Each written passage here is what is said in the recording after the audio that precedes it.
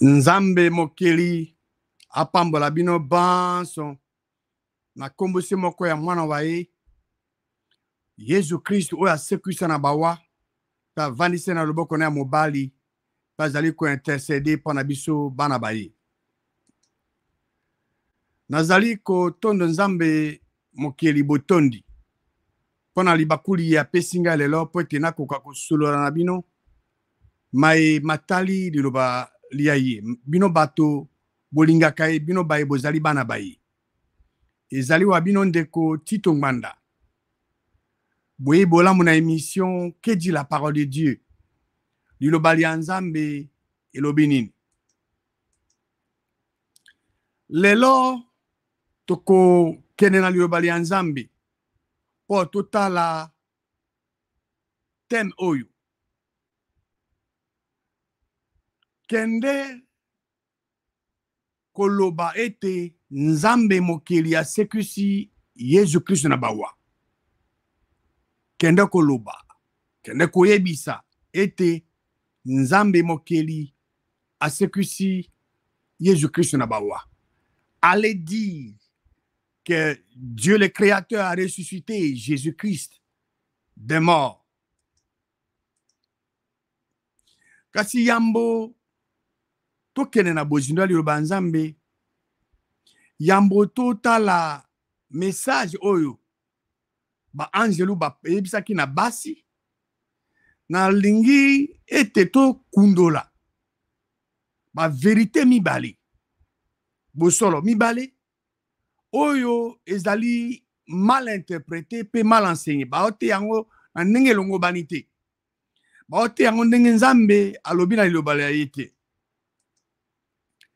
Ba vérité mo ezali nini? Vérité a liboso oyo ezali mal interprété pe ezali mal enseigné ezali oyo ezoko concerné kurusi oyo Yesu Kristo akumbaka.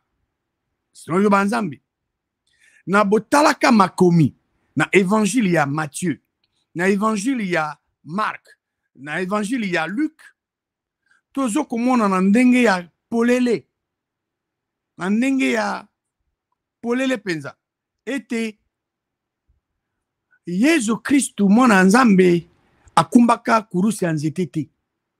Yesu Kristo mwana Nzambe asimbaka ata nzete kurusi ya nzete te. Me nani akumbaka kurusi wana?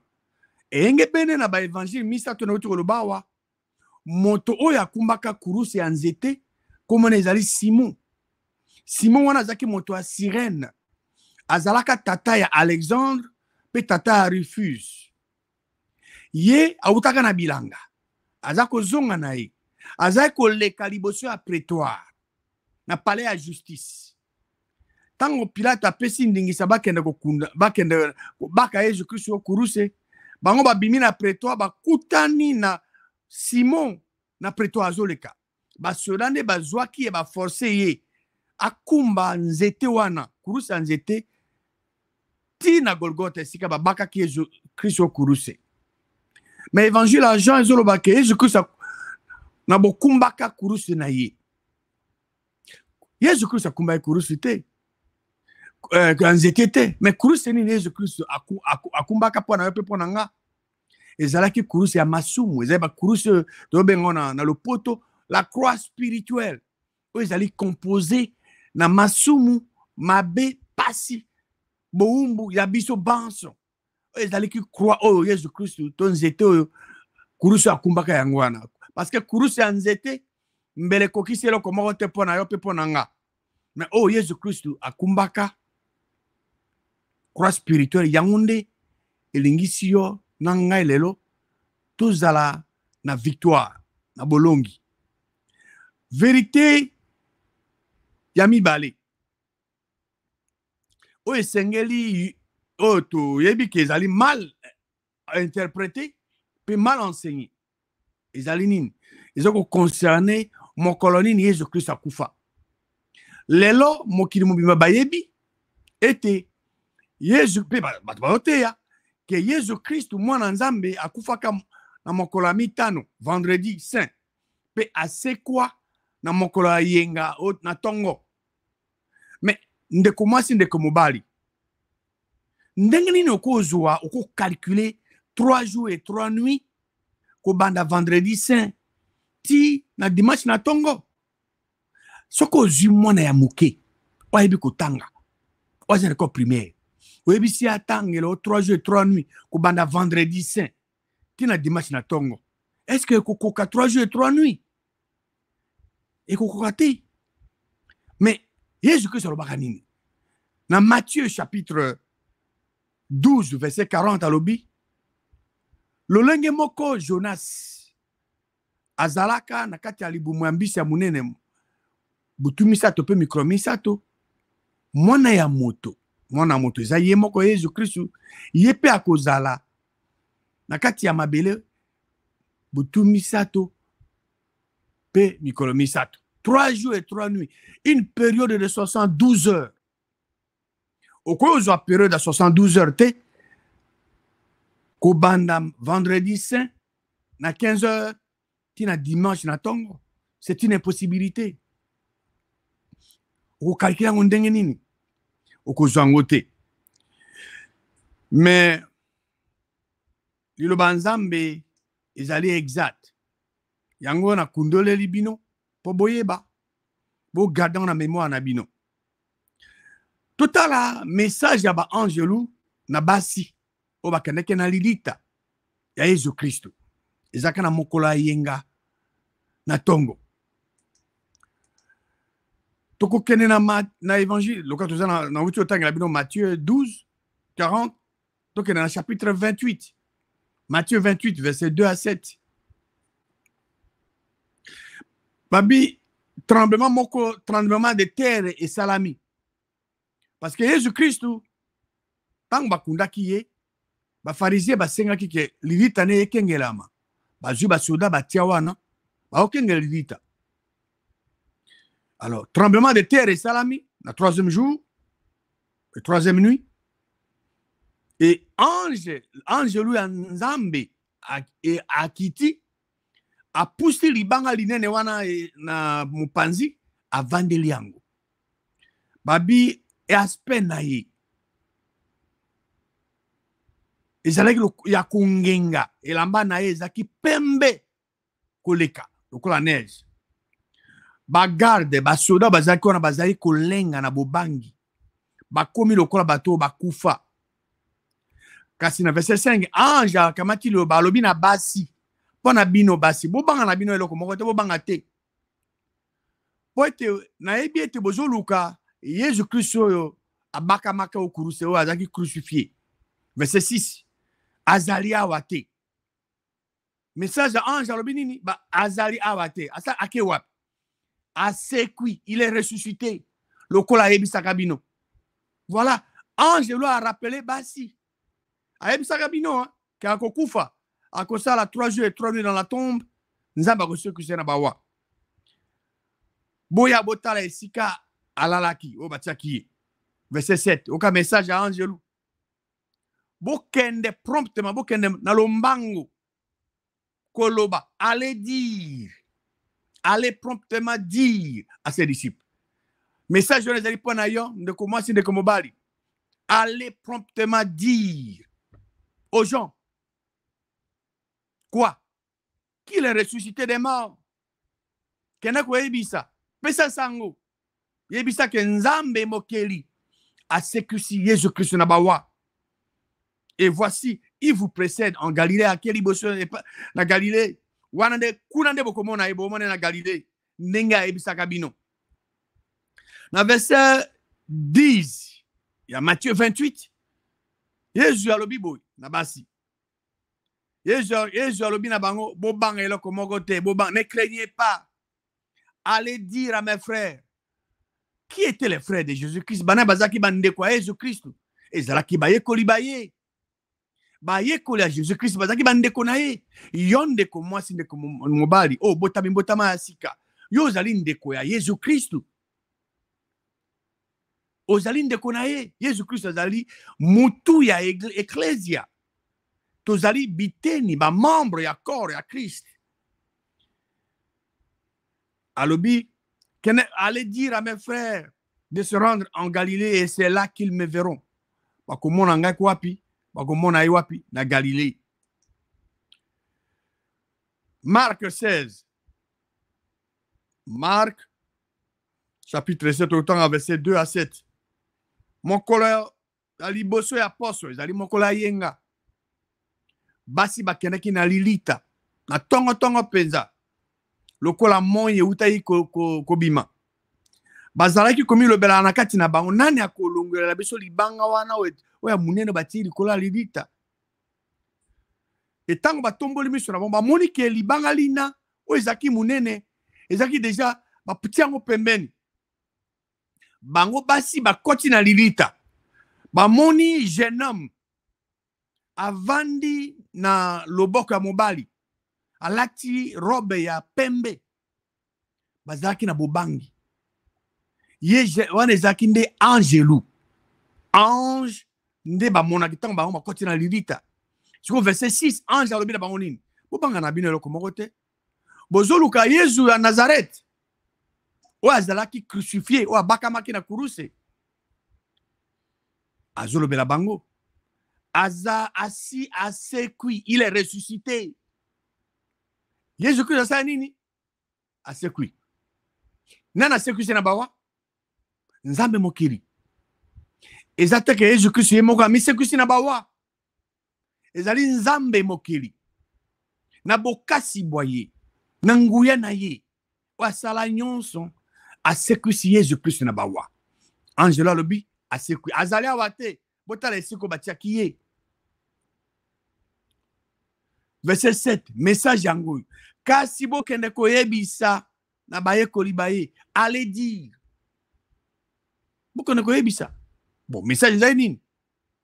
Angela salobi asekui. Jésus-Christ asekui. Bokende koyebisa baye kolibaye. Pe na Petro. Que ye asi a précédé bino ake liboso na zakuna na ake na Galilée. Kuna nde bokomona ye. Lokola ayebisa bino. Kuna nde bokomona ye lokola ayebisa bino. Sikoyo yon de komasi nde komobali. Motuna na ngai epano yango. Eloko nini sango nini oyo esengeli yo na nga to pesa na bato na mokili. Toute la création. Connaissez-vous la bonne nouvelle qui doit être annoncée à toute la création? Sango yango oyo eleki basango nyonso to na mokili.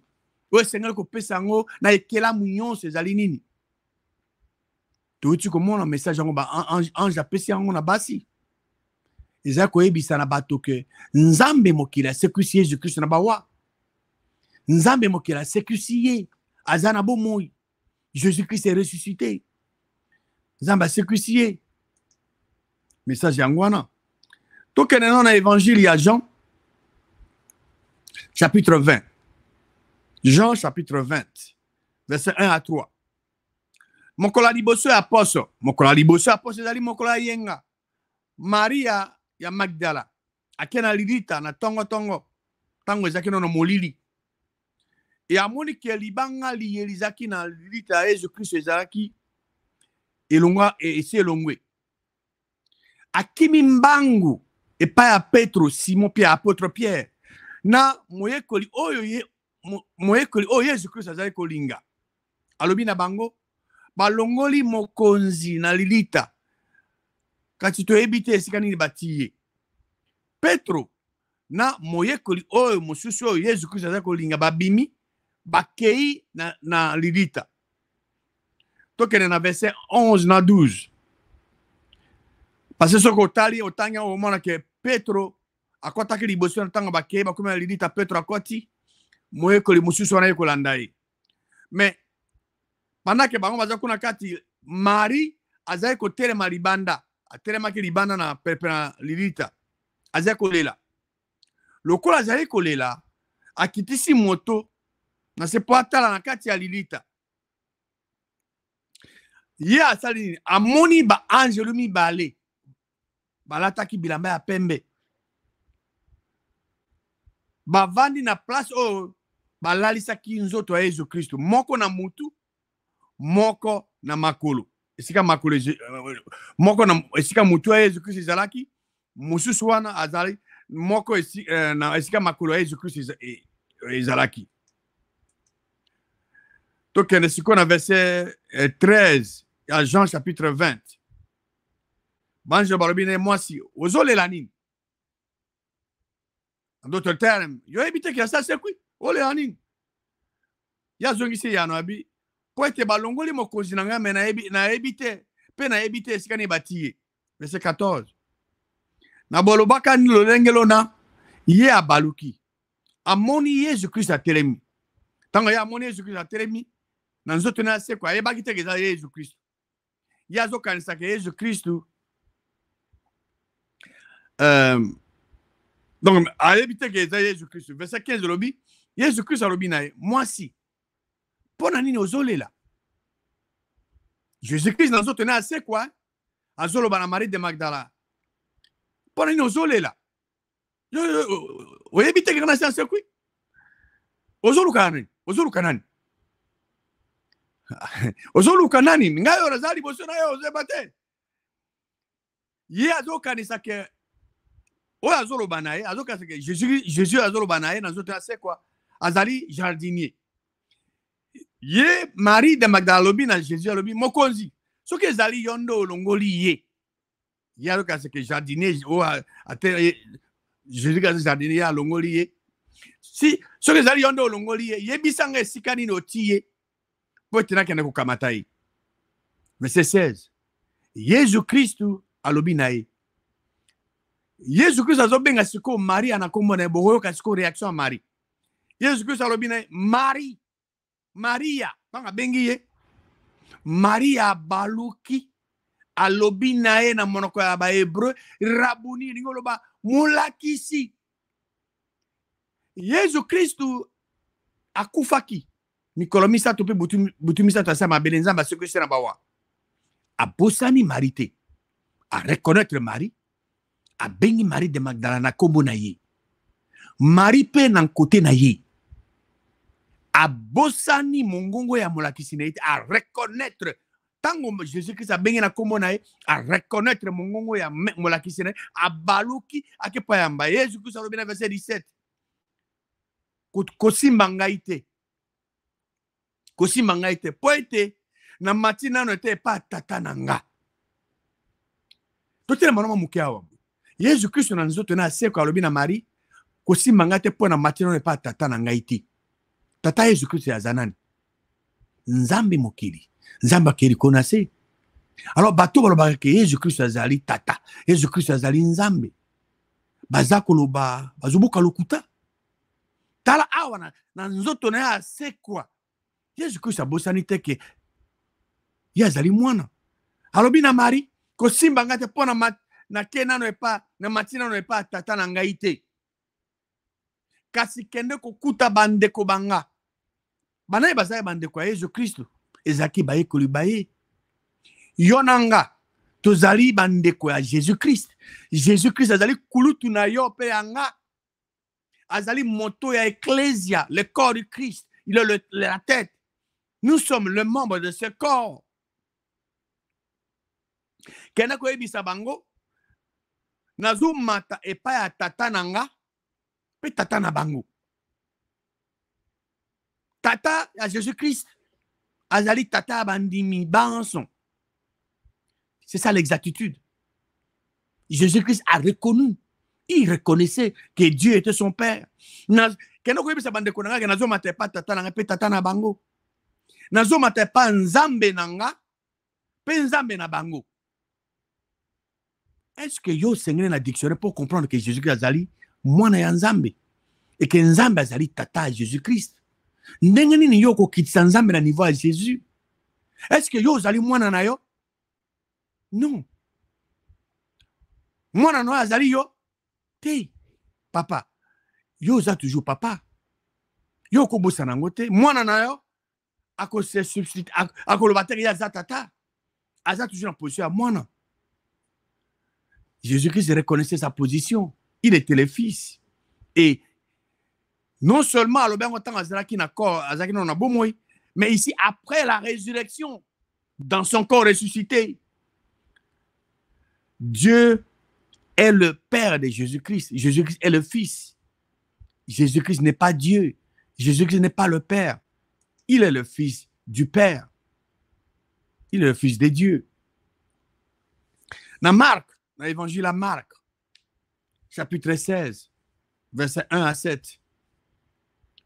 Tango Saba eleki Marie à Magdala, Marie, maman à Jacques, et na Salomé, basomba ki baroma po te bakene ko ambome Yesu.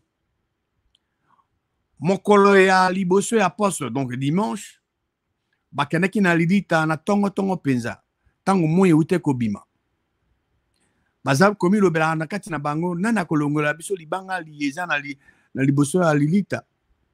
Tango batomboli miso, bamoni yete libanga lina, oizaki munene, esilaki deja kolongwa. Bango bakoti na lilita, bamoni jeune homme. Avandi, donc na loboka mobali, alati robe ya pembe. Bazalaki na bobangi. Ye ange wana, donc moi, jeune homme, c'était un ange de Dieu. Ange de loi lobi na bango. Bobanga eloko moko te bozoluka Yesu na Nazareth. O azalaki crucifié abakamaki na kuruse. Asili asekwi.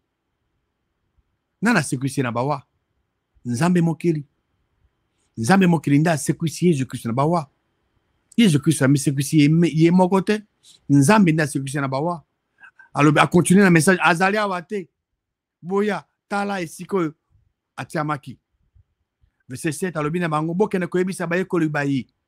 Allez dire. Yon de komasi de komobali. Ezali message na yo. Kokene koyebisa na bato. Kone koyebisa na ba connaissance na yo. Ba collègue no musala.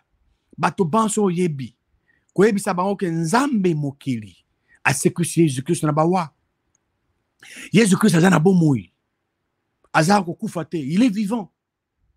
Kene koyebisa na bayekoli baye na Petro ke ye akene liboso na bino akopesele bino na Galilée bokomon kunande bokomona e lulenga ebisaki bino.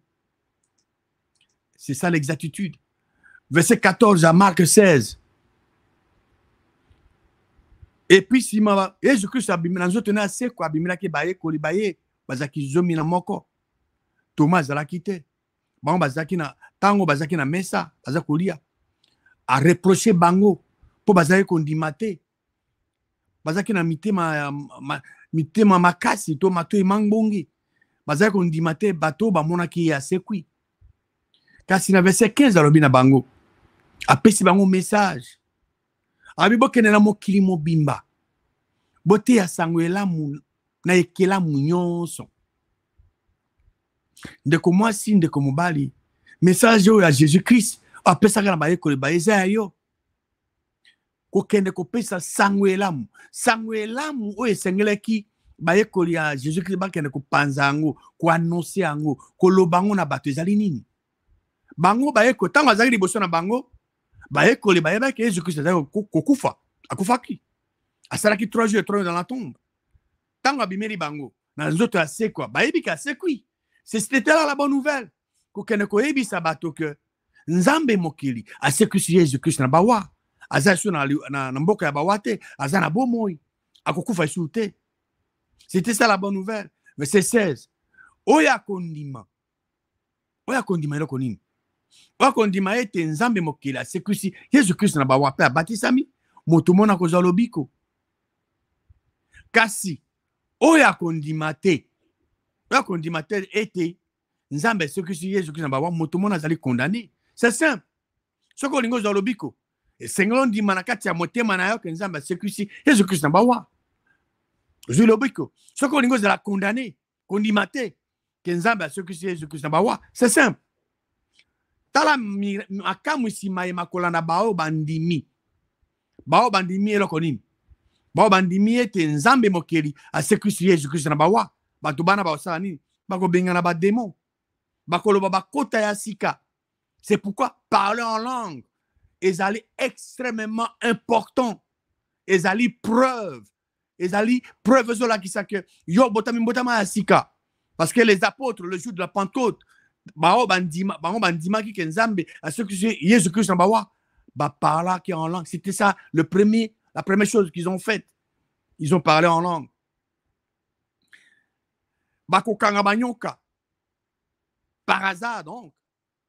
Et ça, bango le remonte ici. Ce qui peut mêler le kamabe et koboma. Et que ça, la bango le remonte. Bako imposer, ba otia maboko le ka bato bazana pasi na bokono. Bato bana bako bika. Et verset 19, bi ke mokonzi. Tanga sisi koloba. Nzambe atomboli e likolo. Penzambe ako vandise na loboko na mobali. O likolo. Il est assis. Nzambe mokiraza na ngbendene ya bokonzi. Kasi avandisi mwana na Yesu Kristo na loboko na mobali. Pona bato banso o bandima. C'est quoi Yesu Kristo? Et là, quand on sait quoi Jésus Christ et me mela yo, pe me melanga, ils allaient ébélé. Mais on a ko partager à wazani. On y lelo bandimi mingi ba ebiete. Pe bazon di maete Jésus Christ abaka maka au cruce pona bango. Kasi bonene ya christianisme et suka karate et sukite kana na cruce. Bonene ya christianisme zalinde na tina ete eloko moko ya spécial et salamaka sima ya liwa ya Yesu Kristo. Izani nzamba sokisi na bawa eloko moko e salami o e salamaka mokolo moko tena moto mususu omoni nde komasi de komobali pareni ba prophète nyonso o bakufa. Il y a un seul et unique prophète o nzamba sokisi na bawa. Prophète onen Jésus-Christ.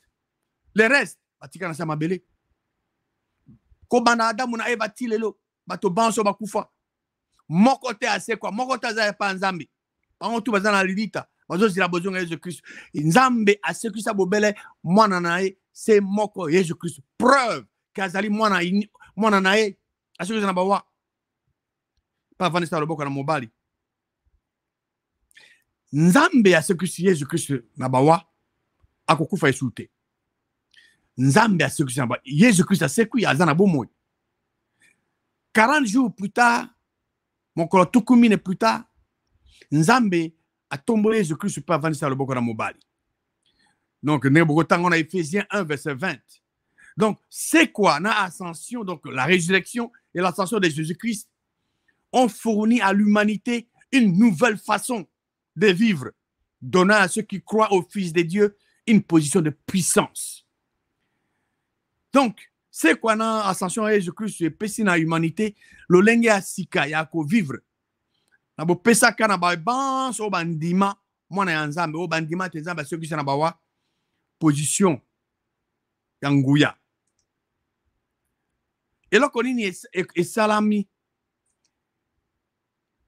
Et qu'est-ce qui arrive à une personne qui croit à la résurrection de Jésus-Christ? Et là konini est salamaka to est salami na oyo. Azon di makenzambi a sécurisé Jésus-Christ na bawa. Romains 10 verset 9 yangonde yanu.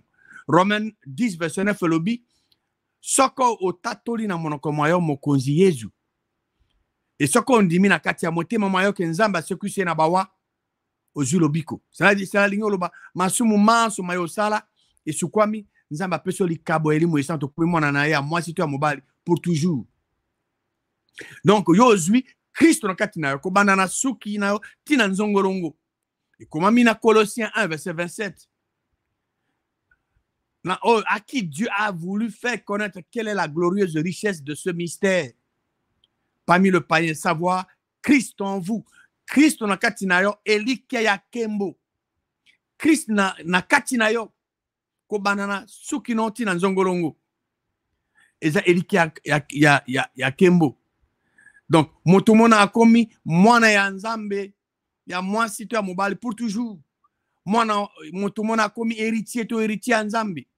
Nde komami na Romains chapitre 8 verset 16 à 17.